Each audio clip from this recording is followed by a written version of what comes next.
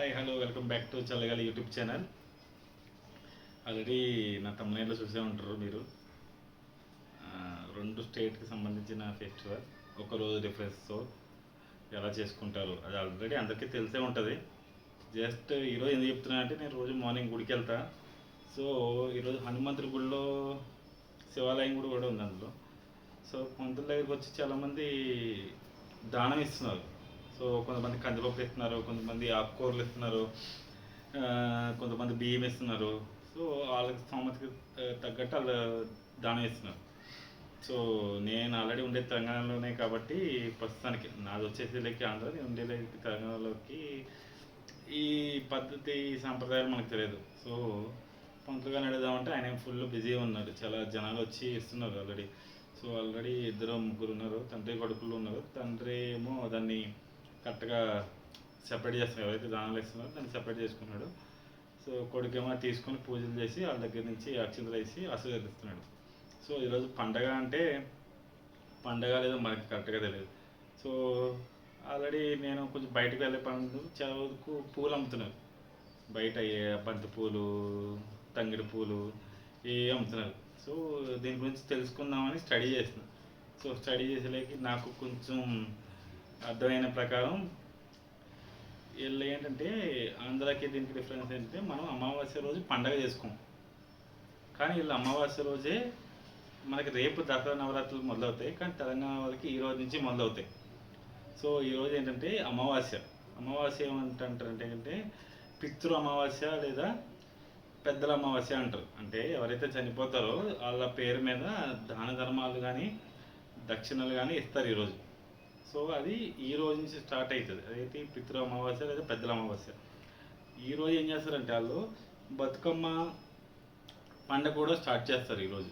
So Bathukamma పండుగ ఎలా start చేస్తారంటే మనం పసుపు పేర్చి గౌరమ్మ అంటాం కదా, చిన్న పసుపుతో పేర్చి ఒక కోన్ షేప్లో మనం పూజలు చేస్తూ ఉంటాం కదా, సేమ్ అదే షేప్లో వీళ్ళు ఏం చేస్తారంటే పువ్వులు అలా సర్ది ఒక 2, 3, 4 లేయర్స్ ఏదైతే ఈ కాలంలో ఇప్పుడు వర్షాకాలం వెళ్ళిపోయి శీతాకాలం వస్తుందో ఈ కాలంలో పువ్వులు పేరుస్తారు. పువ్వులు పేర్చి దాన్ని వీళ్ళు వాళ్ళకున్న జానపదాలు బట్టి దాన్ని పూజిస్తుంటారు. సో జానపదాలు బట్టి ఏమైనా పూజిస్తారంటే బతుకమ్మ బతుకమ్మ ఉయ్యాలో పాటలు పాడుతూ ఉన్న ఇదేంటంటే ఆడవాళ్ళ పండుగ. ప్లస్ ఇంకోటి ఏంటంటే ఇది తెలంగాణ రాష్ట్ర పండుగ. తెలంగాణ వాళ్ళకి ఇది ఒక రాష్ట్ర పండుగ చేస్తున్నారు. అంటే ఈ ఫెస్టివల్కి వీళ్ళకి బాగా ఎక్కువ మంది సెలబ్రేట్ చేసుకుంటారు. సో ఇది వచ్చి 9 రోజులు చేసుకుంటారు. సో మనకి దేవీ నవరాత్రులు 9 అవతారాలు ఉంటాయో దీనికి కూడా 9 పేర్లతో చేసుకుంటారు. దీనికి ఏమీ పూజారులు అవసరం లేదు, మనకి వేరే వాళ్ళు ఏమీ అవసరం లేదు. మనకి ఈ కాలంలో దొరికే పూలు తంగిడి పూలని, బంతి పూలని, చామంతి పూలని ఏదైతే పూలు ఉంటాయో ఆ బడ్జెట్కి అంటే ఎవరి 9 తగ్గట్టు వాళ్ళు బతుకమ్మ పేర్చుకొని 9 రోజులు పూజించి లాస్ట్ రోజు వాళ్ళకున్న ఇంట్లో కానీ లేదా బయట కానీ దాన్ని వదిలేస్తారు, అంటే పంపించేస్తారు. సో ఈ బతుకమ్మ చేసుకోవడానికి మెయిన్ కారణం ఏంటంటే పురాణాలకి ఇది 1000 సంవత్సరాల కాలం నుంచి ఈ పండగ అయితే ఉంది.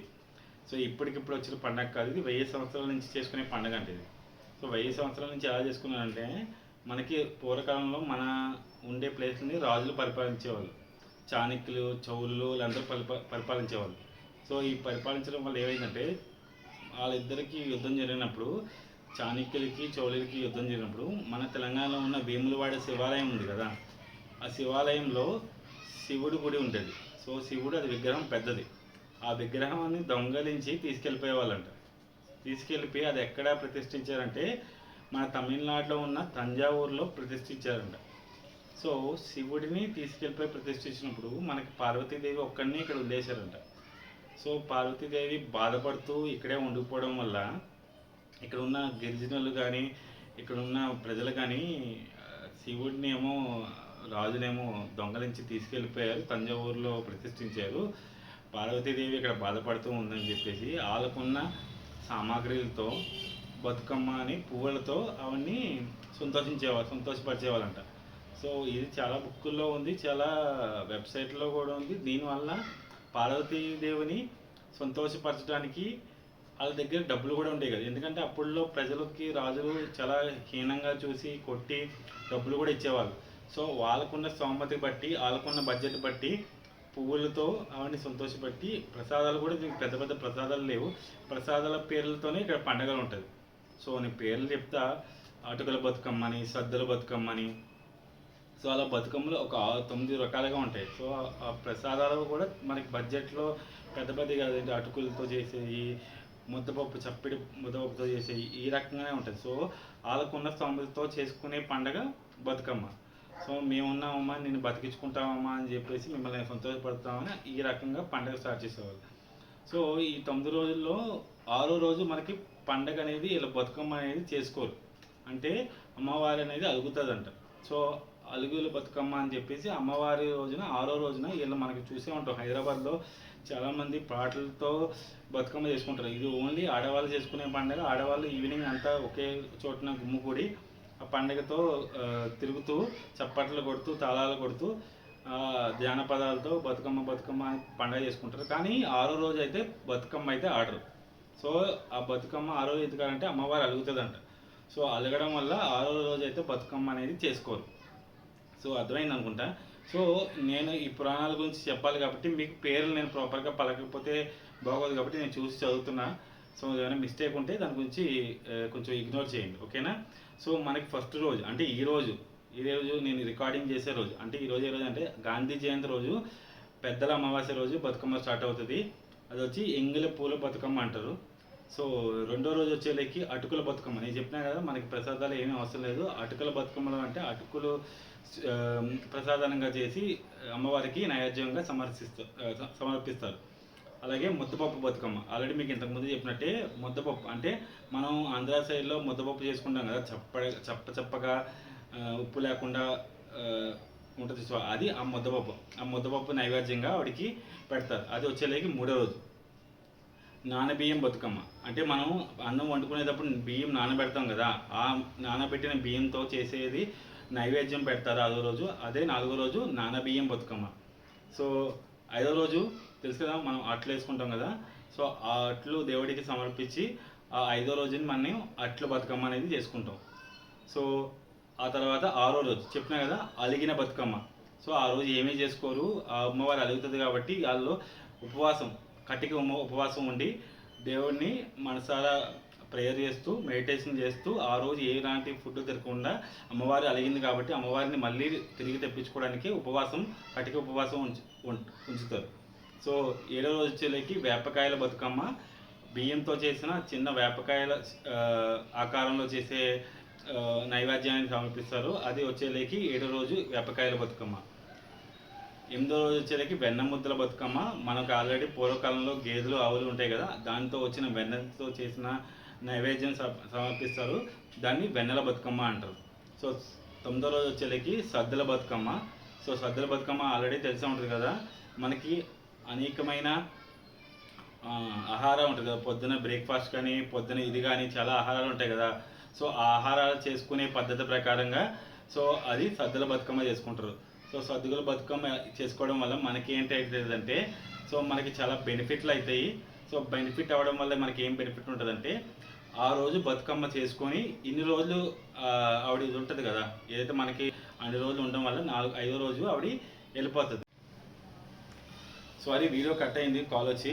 సో 9వ రోజు వచ్చేలేకి మీకు ఆ బతుకమ్మ చేసుకొని ఆ అమ్మవారిని లాస్ట్ రోజు వాళ్ళకున్న చెరువుల్లోని కానీ వాళ్ళ ఇంట్లో ఉన్న దాంట్లో కానీ దాన్ని తిరిగి పంపిస్తారు. సో ఇది తెలంగాణ బతుకమ్మ వచ్చేలేకి. మన ఆంధ్ర వాళ్ళు చేసుకునేది మీకు తెలిసే ఉంటుంది. సో 9 రోజులు మనం మనకి ఎవరైతే సంహరించి చేసుకునే ఉంటుందో ఆ పండుగ చేసుకుంటాం. సో అది 9 రోజులు చేసుకుంటాం. ఒక్కొక్క రోజు ఒక్కొక్క అవతారంలో చేసుకుంటాం. సో ఆ అవతారాలు చేసుకునేది మీకు ఆల్రెడీ తెలిసే ఉంటుంది, కానీ నేను మళ్ళీ ఇంకోసారి చెప్తాను మీకు. సో ఇది కూడా నేను మొబైల్ చూసి ఎందుకు చెప్తున్నానంటే మన పురాణాల గురించి మాట్లాడుకుంటాం కాబట్టి. సో పురాణాల గురించి మాట్లాడుకున్నప్పుడు మనం తప్పుగా చెప్పకూడదు కాబట్టి నేను మళ్ళీ వీడియో చూసి చెప్తున్నా. మరి దాని గురించి మీరు వేరే రకంగా అనుకోకండి. సో ఫస్ట్ వచ్చేలేకి బాలా త్రిపురి సుందరి అవతారంలో ఉంటుంది. సో ఇది మనం విజయవాడలో చేసుకుంటారు, ఒక్కొక్క చోటన ఒక్కొక్క రకంగా చేసుకుంటారు. ఇప్పుడు కోలకత్తాలో వచ్చేసి ఉగ్ర రూపంలో చేసుకుంటారు. సో మన ఆంధ్ర కొంచెం కోనసీమ జిల్లాలో వచ్చేలాగా ఆయుధ పూజ. మన పూజల్లో ఎవరైతే అమ్మవారి సంహరిస్తుందో ఆ ఆయుధాన్ని పూజగా కొలుస్తారు. సో అది వచ్చేకి 12వ రోజు మన కోనసీమలో వచ్చేలేకి ఆయుధంగా పూజించి ఆ ఆయుధ పూజ కింద చేసుకుంటారు. విజయవాడలో వచ్చేలేకి చెప్పినా కదా, బాల త్రిపుర సుందరి అవతారం ఫస్ట్ రోజు చేసుకుంటారు. రెండో రోజు వచ్చేసరికి గాయత్రీదేవి అవతారం, మూడో రోజు వచ్చేసరికి అన్నపూర్ణాదేవి, అంటే మనకి అన్నంకి కష్టపడకుండా మనం సౌభాగ్యంగా ఉండాలని చెప్పేసి అన్నపూర్ణాదేవి అవతారం చేసుకుంటారు. నాలుగో రోజు వచ్చేలకి కాత్యాదేవి అవతారం. సో ఐదో రోజు వచ్చేలకి లలితాదేవి. సో ఆరో రోజు వచ్చేలకి శ్రీ లక్ష్మీదేవి. సో ఏడో రోజు వచ్చేలకి శ్రీ సరస్వతీదేవి. సో ఇందులో వచ్చేకి మహిషాసురి మధ్యని. 9వ రోజు వచ్చేలకి రాజరాజేశ్వరి అవతారంలో ఉంటుంది. సో ఈ నేను ప్రొనౌన్స్ చేసిన తప్పుగా చేస్తుంటే దాన్ని కొంచెం ఇగ్నోర్ చేయండి. సో ఈ మనం అవతార రకంగా చేసుకుంటాం, వాళ్ళేమో ఆ నైవేద్యం రకాలుగా చేసుకుంటారు. డిఫరెన్స్ ఏమీ లేదు, కొలిచే దేవుడు ఒకడే. సో బతుకమ్మ చేసుకునేది అలా వేరే దానికి చేసుకుంటారు. మనం చేసుకునే అవతారాల రకాలుగా చేసుకుంటారు. సో ఇది 2 తెలుగు రాష్ట్రాల్లో వచ్చే పండుగ. సో కొంతమంది కోల్కతా వాళ్ళు చూసేలేక వాళ్ళు దాన్ని కూడా డ్యాన్స్ దాండియా కింద ఆడతారు. సో దానికి హైదరాబాద్లో చాలా ప్రత్యేకంగా చేసుకుంటారు. సో ఇది మన సరౌండింగ్స్లో ఉన్న నార్త్లో కానీ సౌత్లో కానీ మన చుట్టుపక్కల ఉండే చేసుకునే దసరా గురించి నేను ఈ వీడియో చేద్దాం అనుకున్నాను. సో ఇప్పటివరకు నా వీడియో అయినా మీకు కంటెంట్ అయినా మీకు నచ్చుంటే లైక్ చేయండి. సో కుదిరితే మీ ఫ్రెండ్స్కి షేర్ చేయండి, సబ్స్క్రైబ్ చేయండి. So see you, bye. You can see on next video.